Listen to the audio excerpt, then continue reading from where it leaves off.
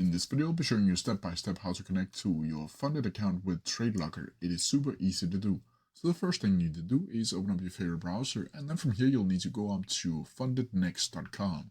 I'll also put a link to it down in the description below. From here, you'll need to log in or sign up to your account. From here, you'll need to get your accounts, and you can do that by clicking Accounts, and then go up to Start Challenge. Once you have started your challenge, you'll need to select the Tradelocker option inside of the challenge section, and from here you'll need to go over and pay for the account, and you'll need to go down to the active accounts down here, and then you'll see the specific account on the general account. From here you'll need to click on it, click Dashboard, and then you'll see all of your account details that you'll need to sign up with Tradelocker. So I've just chosen this one in particular, but you'll need to add in your login details, and then you'll need to enter your email and password that you used to create your FundedNext account.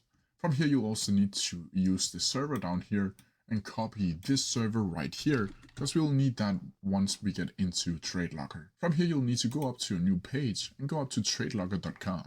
From here you'll need to click Start Trading, and then you'll need to click Prop Trading down here. From here you'll need to find the specific FundedNext account, or you can also just go up here and go up to Platform and then download the platform onto your PC or iOS or Android devices. Once you've done that, you'll need to open it up, and it's looking something like this. Here you'll need to enter your FundedNext email account. You'll need to enter your password that you used to create the FundedNext account with. And then from here you'll need to add in the server down here. From here you'll need to click Login. And then from here you'll have connected FundedNext with Tradelocker. And that's how you do it. If you have any questions about it, please leave them down in the comment section below, and I'll try my best to answer them as quickly as possible.